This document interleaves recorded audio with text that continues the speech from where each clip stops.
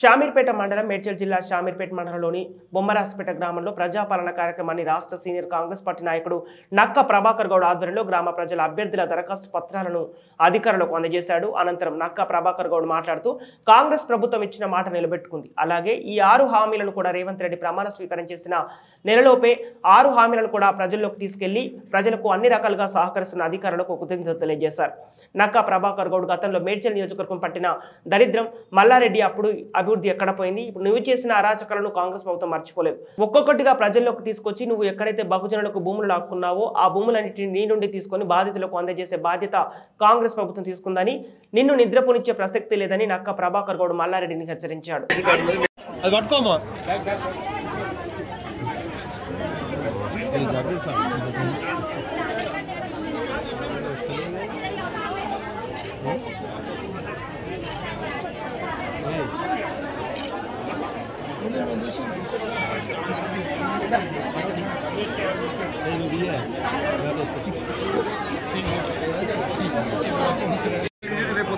బయట పోయినా కానీ ఏమంటారు మేము ఇయ్యలేమంటారు మళ్ళీ వేస్ట్ అవుతుంది చెప్తారు. వైట్ క్లియర్ ఫస్ట్ డే నుంచి కంటిన్యూ అవుతుంది. మేము తీసుకుంటాం కదా అదర్ అప్లికేషన్స్ అని చెప్పేసి ఇక్కడ కన్ఫ్యూజ్ అవుతున్నారు. హస్బెండ్ పేరు మీద ఉంది, వైఫ్ అప్లై చేసుకుంటున్నాను. మరి ఇప్పుడు హస్బెండ్ ఇక్కడ గ్యాస్ కనెక్షన్ నెంబర్ అడిగారు అంతే అయిపోయింది. అంటే హస్బెండ్ పేరు మీద ఉంది కదా, మాకు husband and wife is one family. కొంచెం డౌట్స్ చిన్న డౌట్స్ మీరు చెప్పాలి. రైట్ రైట్ రైట్ అదంతా గ్యాస్ కనెక్షన్ నేను ఇచ్చాడు. వైఫ్ పేరు మీద హస్బెండ్ పేరు మీద దేర్ ఇస్ నో డిఫరెన్స్. దానికి తేడా మీకు గ్యాస్ కనెక్షన్ ఉంది ఉంటే ఆ కనెక్షన్ నంబర్ రాస్తున్నారు. That's all. If your eligible tick చేయండి. అంతే అంతే అంతే తేడా ఏం లేదు. క్లియర్ అర్థమైంది కదా.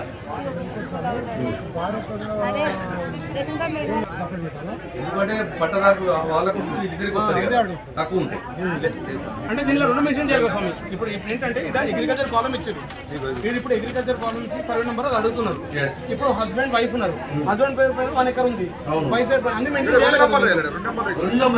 చేయాలి. రాయాలి ఒకటే ఫామ్, అదే ఒకటే ఫామ్ లో రాయాలి. భార్య భర్త ఫ్యామిలీ కాబట్టి ఫ్యామిలీ డీటెయిల్స్ ఏమన్నా రాసేయాలి. బొమ్మరాజపేట గ్రామంలో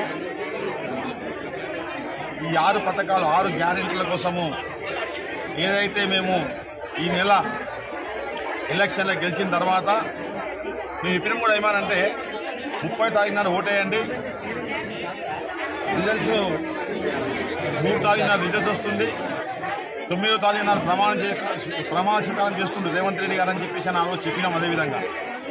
అదేవిధంగా మేము చెప్పిన ప్రకారంగా తెలంగాణ ప్రజలందరూ కూడా కాంగ్రెస్ పార్టీని నమ్మి రేవంత్ రెడ్డి గారి యొక్క నాయకత్వంలో మేమందరము పెద్ద ఎత్తున ఘన విజయం సాధించడం జరిగింది.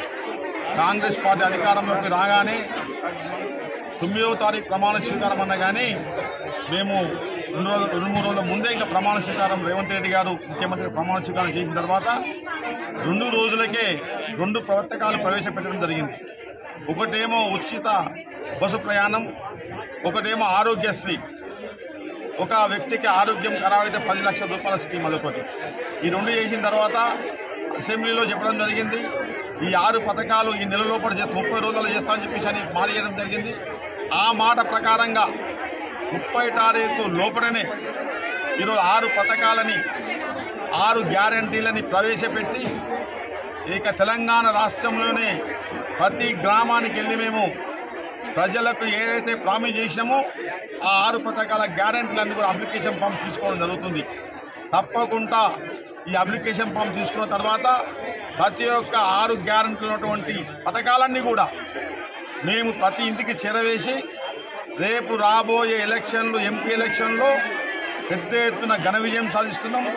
స్థానిక ఎలక్షన్లో కూడా పెద్ద ఎత్తున ఘన విజయం సాధిస్తామని చెప్పేసి మా కాంగ్రెస్ పార్టీ కార్యకర్తలు మా నాయకులందరం కూడా మేము కలిసి కట్టుగా ఉండి ముందుకు పోతామని చెప్పేసి తెలియజేసుకుంటూ, అదేవిధంగా ఈ యొక్క మన మేడ్చల్ ఉన్నటువంటి మన గెలిచిన ఎమ్మెల్యే మల్లారెడ్డి మన మేడ్చల్ ప్రాంతంలో ఎక్కడెక్కడ భూములు దోసుకుండో, ఎక్కడెక్కడ భూములన్నీ కబ్జాలు పెట్టిండో ప్రతి ఆ కబ్జాదారులు మా దృష్టికి తీసుకొస్తే తప్పకుండా మల్లారెడ్డి తాను ఉన్నటువంటి భూములన్నీ గుంజుకొని మేము మీ ప్రజలకు అందరికి ఇస్తామని చెప్పేసి అని ఆ బాధితులకు ఆదుకుంటామని చెప్పేసి అని తెలియజేసుకుంటూ, ఎందుకంటే గత 5 సంవత్సరాల నుంచి మంత్రిగా ఉండి ఇలా బొమ్మరాజపేట గ్రామంలో కానీ, అదేవిధంగా కేశపురం గ్రామంలో కానీ, ఉద్యమాల్లోనే కానీ, అదేవిధంగా లక్ష్మాపూర్లో కూడా దళితుల భూములు, నంబడే వాళ్ళ భూములు గుంటున్నటువంటి ఈ దుర్మార్గుణ్ణి తప్పకుండా కఠినంగా శిక్షిస్తాం.